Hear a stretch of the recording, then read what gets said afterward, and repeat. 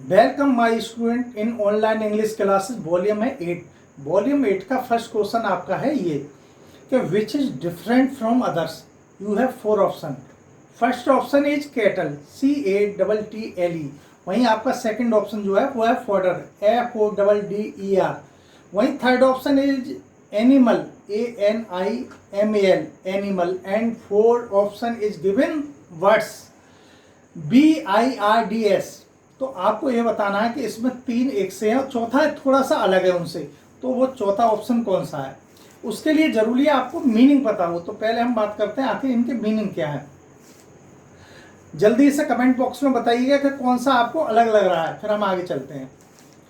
तो आपका जो फर्स्ट ऑप्शन दिया हुआ है कैटल, CATTLE, कैटल। कैटल शब्द का प्रयोग हम करते हैं मवेशी या पशुओं के लिए, जो पशु पाले जाते हैं उनके लिए हम कैटल शब्द का प्रयोग करते हैं।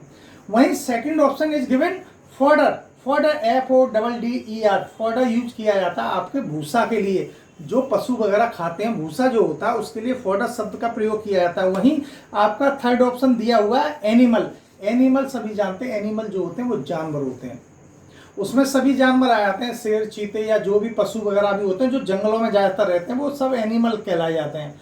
वहीं fourth option is given words, words मतलब पक्षियों के लिए यूज किया जाता है। तो अब आपके पास चारों की मीनिंग्स है, तो आप इजीली बता सकते हैं कि कैटल, एनिमल और वर्ड्स ये जीव हैं, इनमें जान है। और जो सेकंड ऑप्शन दिया हुआ है फॉडर, फॉडर एक तरह से खाना है, पशुओं का खाना है। तो जो सेकंड ऑप्शन फॉडर है वो आपका इन सभी से अलग है। तो ये इस क्वेश्चन का जो आंसर है वो है सेकंड ऑप्शन फॉडर, यानी कि चारा। जैसे सुना होगा आपने राजनीति में लालू जी चारा खा गए, तो ये वही चारा है। अब चलते हैं अपने नेक्स्ट क्वेश्चन पर। नेक्स्ट क्वेश्चन दिया हुआ है आपका ये कि हरण, जैसे रावण ने मां सीता जी को हरण किया, तो हरण शब्द या किसी चीज को हरण करना, उसके लिए हम कौन से शब्द का प्रयोग करते हैं, कौन से मीनिंग का प्रयोग करते हैं। You have 4 option. आपको बताना यह है कि हरण करने के लिए, जैसे मैं बता रहा हूं कि रामायण का जो कि रावण ने मां सीता जी का हरण किया, अगर ये सेंटेंस भी बनाना पड़े तो हम वहां पर हरण की स्पेलिंग क्या लगाएंगे। तो वहां पर आपके पास you have 4 option. First option is given steal, STEAL। वहीं आपका सेकंड ऑप्शन दिया हुआ है फॉरगो, FORGO, फॉरगो। वहीं third option is given abduct, ABDUCT। वहीं आपका फोर्थ ऑप्शन जो है वो है गिलोट, GLOAT। आपको जल्दी से ये बताना है कि हरण शब्द के लिए कौन से शब्द का प्रयोग करते हैं, कमेंट बॉक्स में लिख के बताइएगा। फिर चलते हैं हम अपने आंसर की तरफ। अब चलते हैं हम अपने आंसर की तरफ। तो पहला ऑप्शन दिया हुआ है स्टील, स्टील शब्द का प्रयोग करते हैं चोरी के लिए। वहीं second option is given forgo, forgo जो यूज करते हैं वो करते हैं हम छोड़ देना या त्यागना, किसी चीज को छोड़ देना या त्यागना। उसके लिए हम ओमिट शब्द का भी प्रयोग करते हैं, OMIT। ओमिट शब्द का प्रयोग जो होता है छोड़ने या त्यागने के लिए किया जाता है। किसी बात को बीच में ही छोड़ देना, बहस को बीच में छोड़ देना, तो दोनों शब्दों का प्रयोग ओमिट, OMIT और फॉरगो, FORGO, दोनों का प्रयोग हम छोड़ने या त्यागने के लिए करते हैं। वहीं third option is given abduct. Abduct शब्द का प्रयोग जो हम करते हैं वो हरण करने के लिए करते हैं। जैसे मैंने पहला उदाहरण दिया कि रावण ने मां सीता का हरण किया, तो यहां पर जो बनेगा रावण एबडक्टेड मां सीता। तो ये सेंटेंस जो आपका बना वो ये बना कि रावण एबडक्टेड मां सीता। तो एबडक्ट का प्रयोग जो हुआ यानी सेकंड फॉर्म यूज हुई, ईडी जोड़ देंगे इसमें एबडक्ट में। एबडक्ट जो है वो वर्ब है। अब आते हैं अपने फोर्थ ऑप्शन के पास। वैसे तो हमें आंसर मिल चुका है कि हरण को हम एबडक्ट कहते हैं, लेकिन ये चौथा आंसर दिया हुआ है, इसको भी हम देख लेते हैं आखिर इसके माने क्या है। गिलोट, गिलोट माने होता है घूर कर देखना या ताड़ना। पहले भी बता चुका हूं कि गिलोट शब्द का प्रयोग घूर कर देखने के लिए किया जाता है। अब चलते हैं अपने नेक्स्ट क्वेश्चन के पास। आपको नेक्स्ट क्वेश्चन में आपको यह बताना है कि which is different from others. First option is given clove, CLOVE। वहीं आपका second option is camphor, CAMPHORE, camphor. आखिर कैम्फोर का शब्द का प्रयोग किसके लिए किया जाता है। वहीं third option is given wood, STORD। Third और fourth option is given storm, STORM। तो आपको बताना यह कि इन चारों में से जो डिफरेंट है वो कौन सा है। You have 4 option. तो कमेंट बॉक्स में जल्दी से बताइए, फिर चलते हैं बताते हैं कि आखिर कौन सा डिफरेंट है। First option is clove, CLOVE। Clove शब्द का प्रयोग किया जाता है लौंग के लिए, जो पूजा सामग्री होती है, लौंग जो चढ़ाई जाती है पूजा में, उनके लिए क्लोव शब्द का प्रयोग किया जाता है। सेकंड ऑप्शन देखेंगे आप कैम्फोर, CAMPHORE।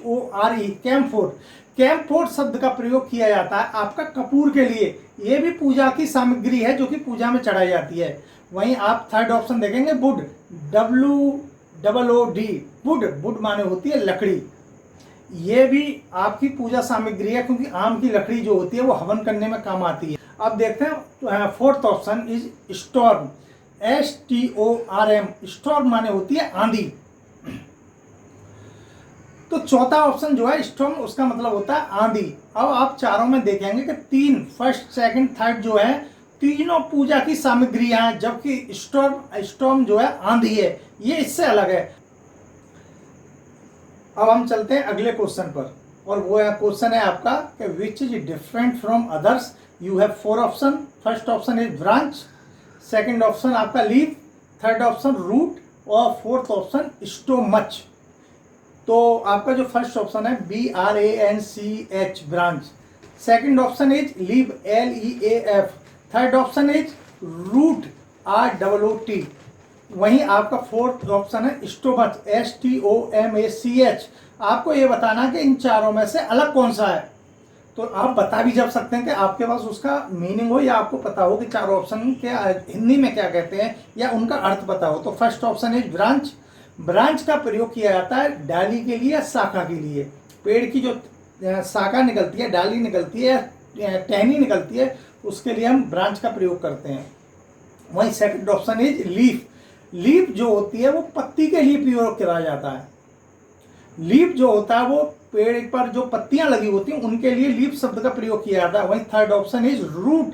रूट शब्द का प्रयोग पेड़ की जो जड़ें होती हैं या किसी चीज की जड़ें जो होती हैं उसके लिए हम रूट शब्द का प्रयोग करते हैं। वहीं fourth option is given stomach, STOMACH। Stomach का प्रयोग किया जाता है पेट के लिए। पेट को एब्डोमेन भी प्रयोग करते हैं, एब्डोमेन शब्द जो है पेट के लिए भी प्रयोग करते हैं। तो यहाँ पे फोर्थ ऑप्शन है आपका स्टोमच, STOMACH। स्टोमच माने पेट।